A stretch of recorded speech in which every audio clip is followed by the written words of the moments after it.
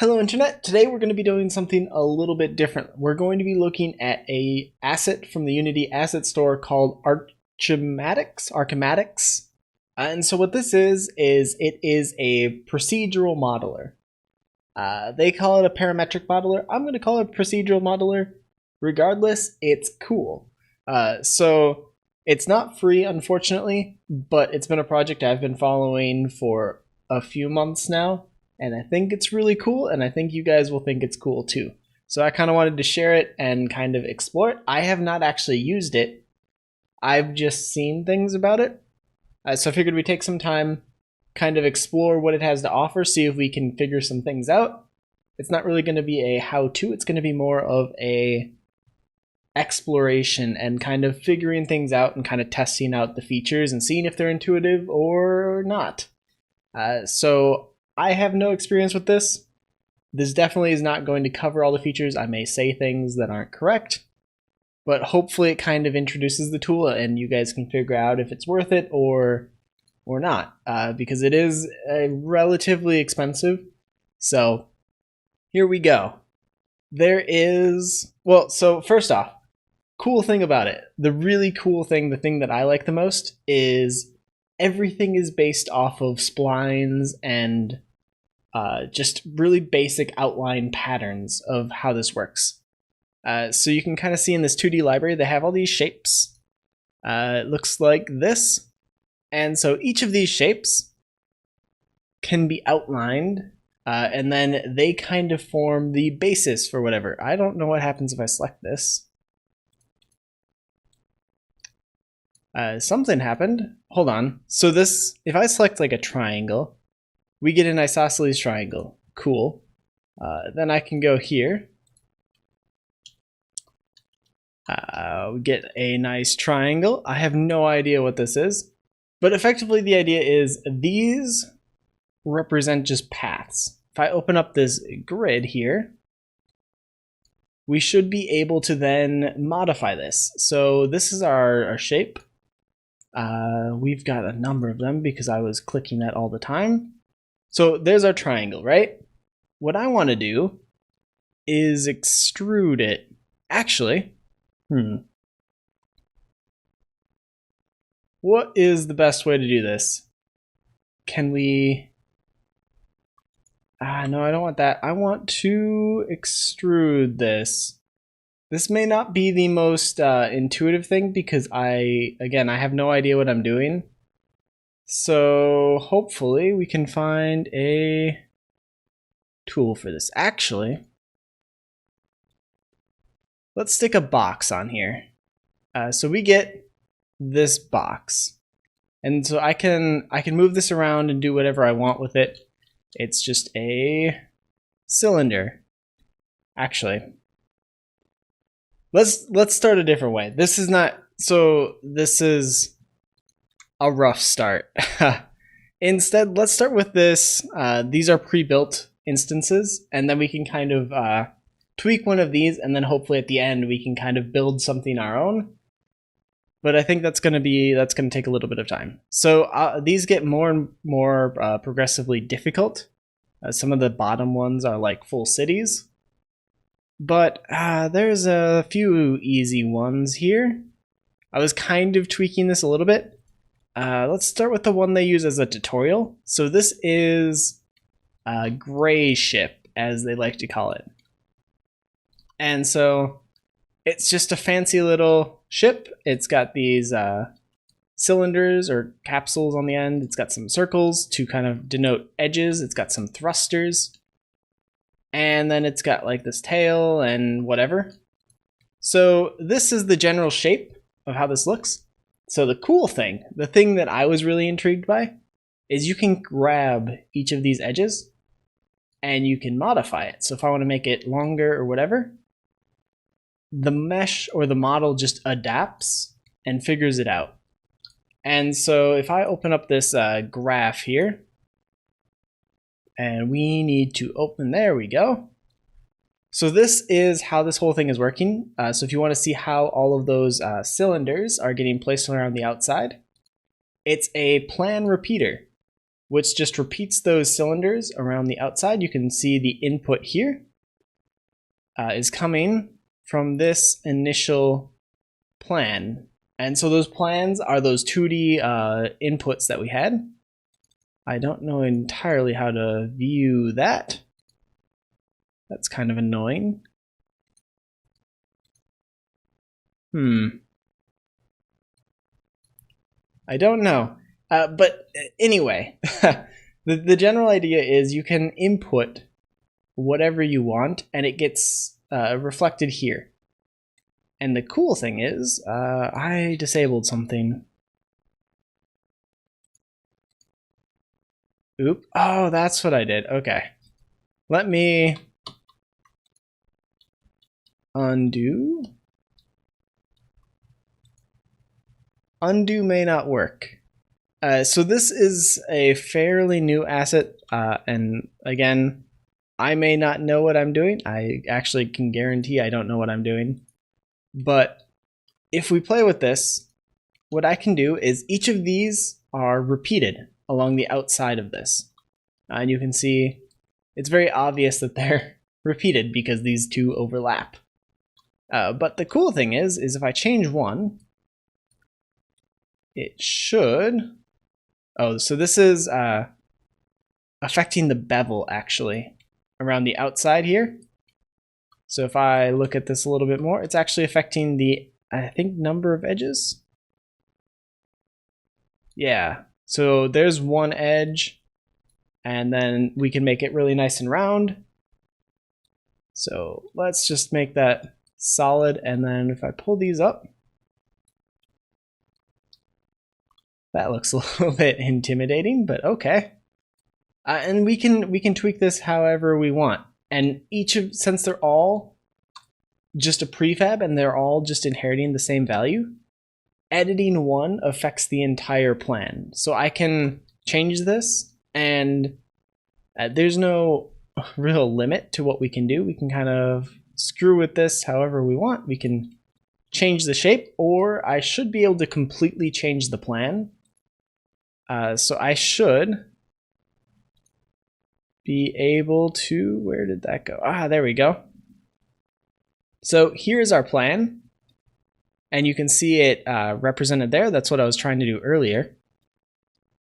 And I should be able to change this, and it should, ooh, it represents it in real time. That's neat. So we get all of this fun stuff. What we can do, hopefully, is swap it for something else. So let's say I want to add a circle. That's neat. So we have a circle now. Let's drag this over here. What happens then? Our circle is a little bit small, so let's make it bigger. Ooh, that's the number of sides. We don't care about that. Let's edit the radius here. So I should be able to pull that out. And let's increase the number of sides a bit.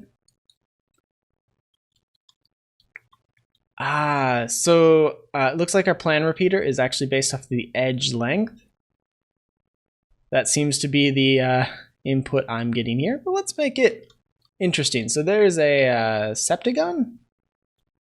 Yeah, septagon. That's not really what I wanted, but you know, we'll figure it out. There we go, a hexagon. So our ship is now a hexagon, and we can continue to tweak this as much as we want. I'm going to close that for now because we can just kind of play around with this. But how this is working is we have one of these nodes at each of the edges, and then we have our plan, which is defining how this works. You can see it's kind of slanted up with an extrude, and I believe that extrude has a taper, which is what is affecting this. So we can kind of tweak this. And I believe there's materials that are applied that kind of change how that whole thing renders. Like you can see this is sort of a concrete, whereas this inner bit is actually some sort of metal grate. And so all of that is tweakable, and you can kind of make it adapt however you want. Looks like there's a physics material, some sort of scale, which I don't know what that does. Doesn't appear to do anything. I'm confused. Like, so this is a tool that you would definitely want to read documentation on. What I'm doing is wholly irresponsible, but also very fun, and it's how I like to learn. So I don't know, maybe somebody else likes it too, but yeah, I don't know. I figured it'd be an interesting little adventure. So the cool thing with this is all of the changes are applied afterwards. So what that means is each of these components exist independently. All of those nodes you saw in the node graph in here, each of these are separate pieces. And so the cool benefit of all of that is that you have history for everything. So every single piece is its own thing. And so you can change each piece independently without worrying about ruining whatever you're making. And you can kind of swap parts out and put parts back together without too much damage. The undo is a little bit concerning, but I don't know if that's just me or if that's the tool, so I won't really speak to it yet. But yeah, so how is this working? This is probably a little bit complicated for our needs. But how this works is we feed our plan into two places. We've got our octagon here, or our hexagon here, which is actually rendering this whole thing. And so this is working by extruding up. I believe this is there's the extrude. So this extrudes it up. And then we've got all those values coming in. We've got two materials, and we also have a top cap material, which is being applied here. So if we look over on this side, we have a bottom cap, which should be applied. There it is. That's a little bit hard to see. One sec.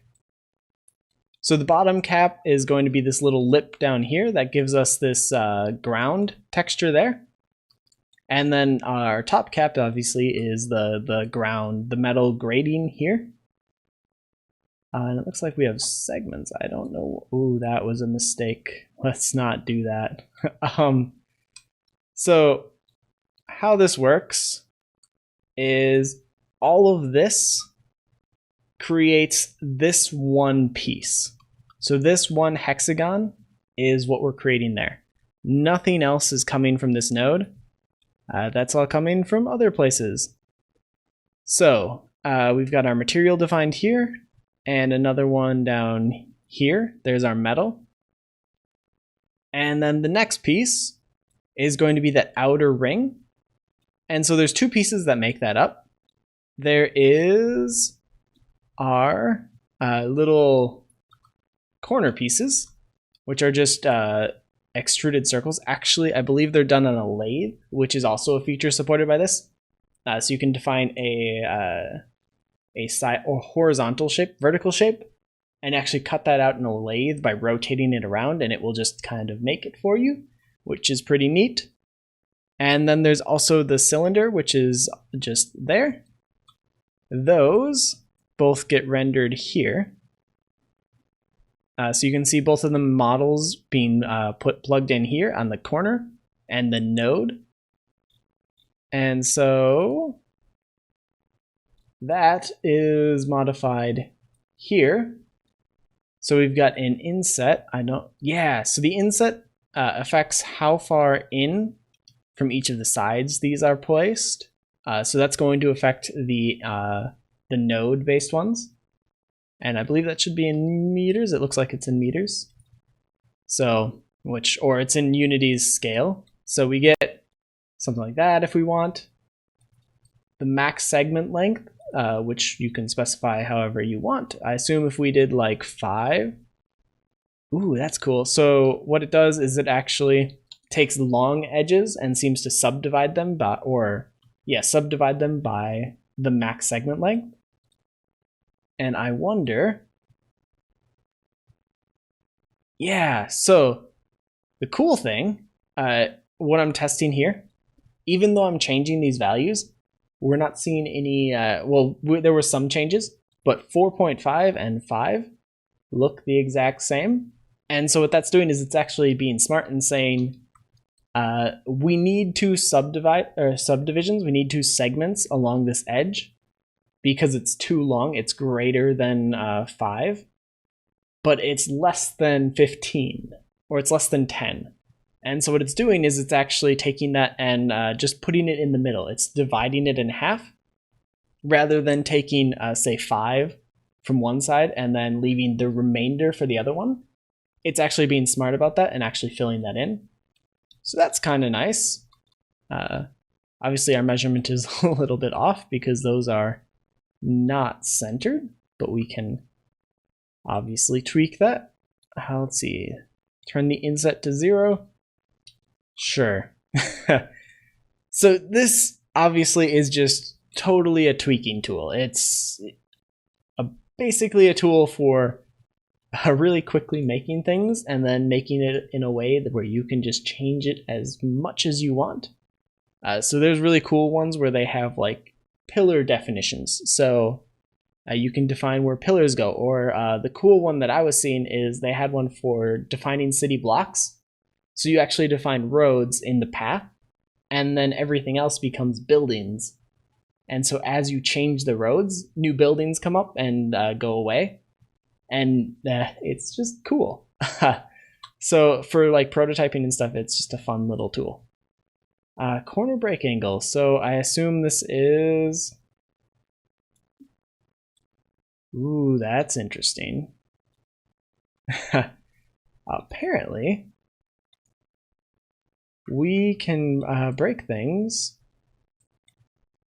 So by changing that corner break angle to something large, we kind of remove corners, which means that that corner mesh never really gets used.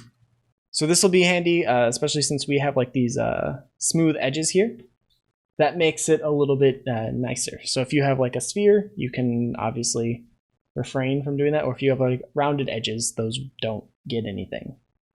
So anyway, there's our totally messed up thing. So that covers this little bit. This plan repeater. And so that's doing both those outsides. And then the next thing, I believe that's everything from here. Yeah. Yep. So there's two other objects that are attached here. And they're actually getting fed a few other things, but one of them is the dome bit up here, which is doing a lot of the same thing. I believe it's using a lot of the lathe tool, but we can figure that out. If you want, there's actually a video that walks through how this entire thing is made. It's called The Gray Ship, and they have a tutorial video that kind of walks through how this goes. I'm just kind of looking at it from a third party, not so much as a tutorial or example, but more just as a learning experience. And so how this works is there is a radial repeater, which is used to actually create these shapes. So these little steps here, these are not just models that they made. These are created by the tool as well. And so they're just this custom shape, and we can actually tweak this. It's a curve. So let's take the geometry and add some dip. And you can actually see the plan get modified there. And if you look above, you should be able to see that get reflected in our mesh as well. So we can change that as much as we want. Like everything in this, you can do whatever you want with it. It's pretty, I don't know, it's pretty versatile and pretty nifty. So after that, that gets fed into an extrude, and we just extrude it, and then it looks like we bevel it. And then we just do a radial repeat, which just repeats things in a ring. Which is, it's similar to the plan repeater, but it's just in a circle. Cool. The next bit, doing a shape. And so this is actually modeling this bit. It is modeling our circle, and this can actually be tweaked here. So if I want to like raise this up, we can do that. Now it's just a very bigger bowl. If we want to lower it down, we can do that too. Shrink the radius. Do whatever. This is the lathe tool. So it's actually taking this plan and spinning it around a center and then creating a mesh out of that.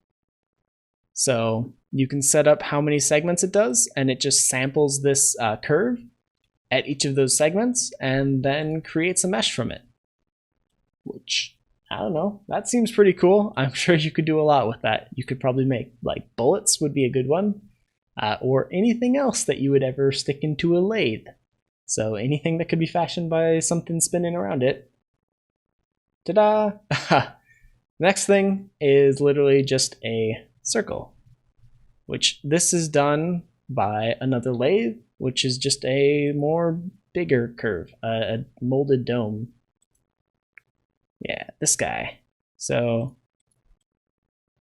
all it's doing is just wrapping, I guess. So the cool thing is, when you separate out all of these parts, it's not that complicated. That was really the big draw to me for this tool. Is some of these tools, I've seen some of them before, not with maybe the power of this, but they've never really been as intuitive or seemed as intuitive.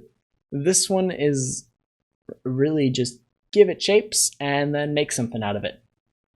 And it can get you pretty cool results if you know what you're doing. I don't, but we're gonna try anyway. So if I delete both of those, let's go back to this 2D library. We have all of these paths here. Let's start with something simple. Let's just make a gear. So we have the gear that can, oops, that's not what I wanted. We can get rid of that. And let's actually grab our gear here. What? Where'd it go? There it is. Okay. So there is a gear. And so that's the path for our gear. If I want to actually make this into something, all I should need to do is stick an extrude here and connect this like so. And we have our mesh. I haven't obviously plugged in a material yet, but that shouldn't be too difficult. How do I grab materials? This is a good question. Here's all of the other sample, the 3D samples they have. But we specifically need a material. Here we go. This looks like a material. And so by default, it looks like we just get a measurement thing that's just for measuring. So it's just a debug texture that I believe has 1x1 squares for the UVs, so you could actually see how it's all UV'd. Don't really care about that. This is going to have a top and a bottom material. So let's call this our top material, sure, and our side material. So the idea here is I want to take blue. Blue should be the top. Obviously this isn't going to look great, but sure, black leather, that sounds great. It comes with a bunch of materials apparently. I didn't add those. So whatever is here is whatever is here. So we're just gonna pick things that kind of look all right and go from there. So we have some black leather on top and then some concrete on the sides. So we can just plug this in, hopefully, to our top and our bottom cap. Oh, apparently not. What have I done? Oh, ha. You can't take the enabled output and send it there. That won't make any sense. So we're going to send that top to the top material to the top and the bottom. And then this other one, we're going to send the output to this material. There we go. So now the top is black. I can turn off that. So it's just a black material, and then the sides are hopefully correctly UV'd concrete, which is neat. And then we can tweak this however we want. So let's say I want to add a bevel to this. We can actually hopefully do that. Let's stick a 0.1 bevel on top and bottom, and then we get that. Let's do 0.01 actually, just a nice tiny one, a 0.05, sure. And then the height we'll do like 0.1, make it more gear-like. And there we go, a gear. So that's cool, that works. But normally gears will have some sort of hole in the middle. They'll have a hole, hopefully, so you can actually run like an axle through it or whatever. So let's figure out how to do that.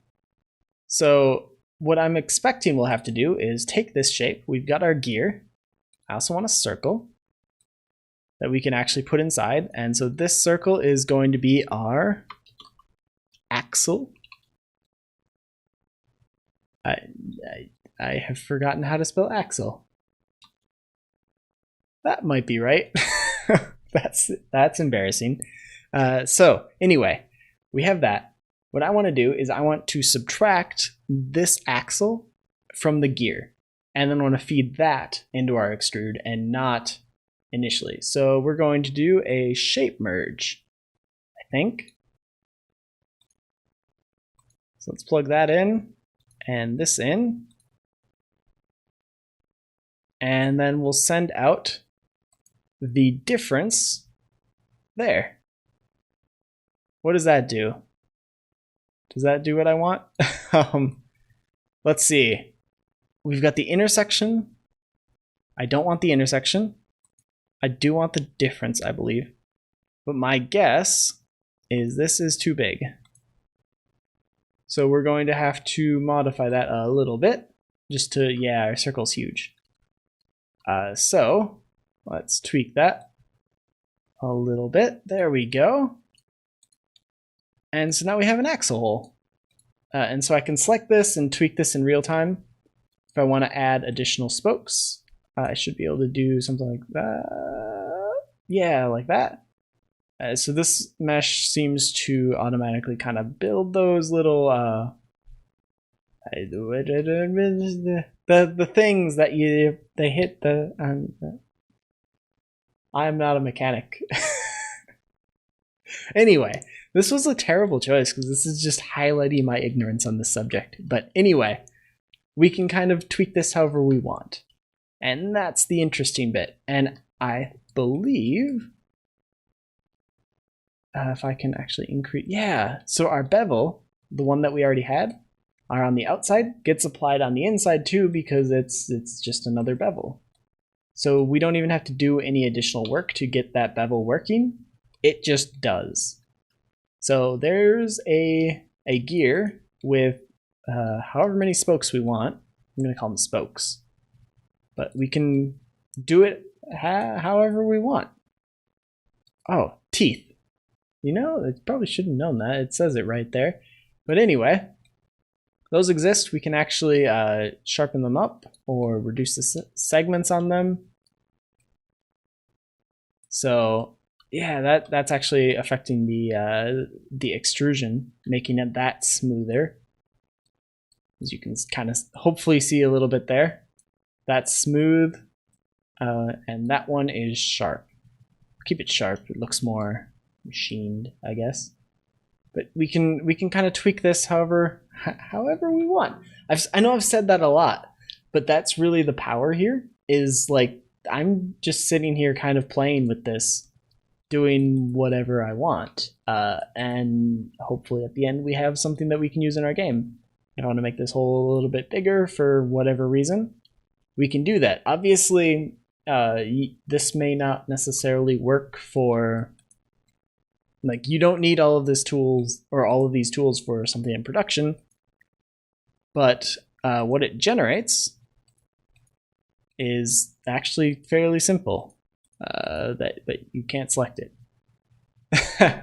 So yeah, you just get a mesh, I believe, on the outside. I don't know if you can export it or not. It doesn't look like that is possible. That's too bad. But yeah, you can do whatever you want, I guess. I, I don't know. It's so interesting. There's so much you can do with this because as long as you can draw a path of it, you can do whatever. Let's tweak this one more time. Can we do that? That might not work, but let's try it. So we have this little merge here.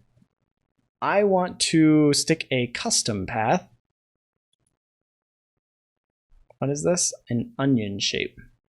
So it has some fun custom things, like that onion is an example. It's got stairs built in, columns, arches. This is literally just the 2D options that we had. I'm wondering if there is one that we can kind of like do a spline. Oh, free curve. Yes, awesome. So we are going to delete this and stick in a free curve. I have no idea what this is going to do, but we're going to find out because I want to take this gear and stick a curve off of it and see what happens. And we'll figure it out after that. So what I want to do is first mirror it. So we'll have a pair repeater. I think this should work.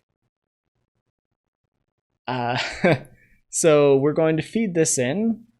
Do I want a pair repeater? I may not want a pair repeater. Is there a better way to do symmetry?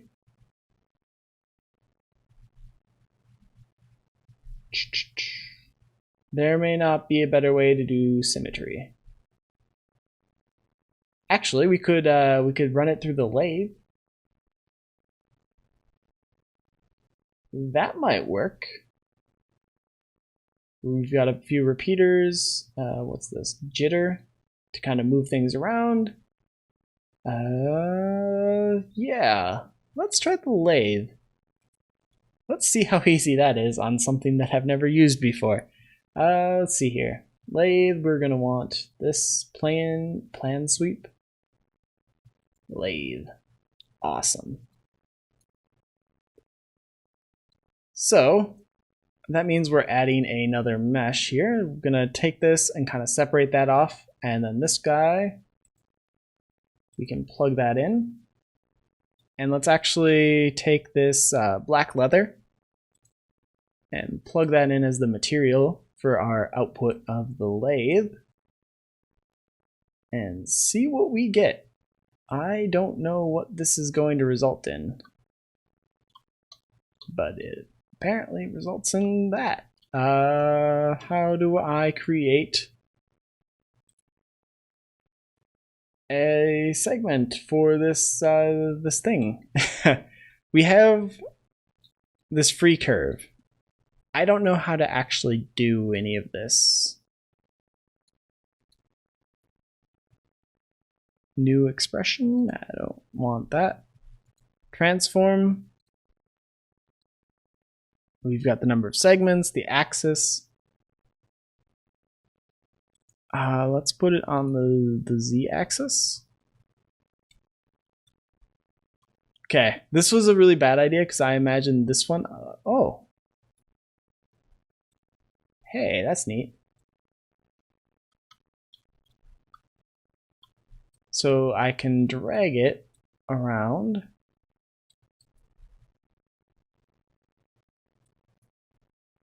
And oops. I have no idea what this is. So give me a second. I want to kind of figure this out. Ooh, we can rotate it. That's kind of unique. I don't think this is going to work. We're going to drop the free curve thing. That seems like something that requires documentation, which I again have not read. So let's grab that onion shape. I think that can work. I kind of want to just like add a handle or something to this, and then I'll kind of talk through what I'm thinking with this. So we have the power to make an STL object out of a 3D mesh. We created that a few months back, and so it can export an STL, which is a... That's neat. It looks like a chocolate candy. But anyway, we have the ability to export an STL. We wrote that in C#, just straight C#, and then we exported it to a 3D printer and actually printed it. I think it'd be kind of cool if we could 3D print stuff from this, which we never brought that tool into Unity, but we can, and I don't see anything stopping us. So I'm kind of wondering if it's worth it to put the time in to make that. I think that'd be really neat. And then we can, I don't know, do all sorts of fun stuff with that. This is being interesting. I don't entirely know what this is, but there's that. And so that's how the lathe works, apparently. You can see, though, well, I don't know if you can actually, but there's no inside.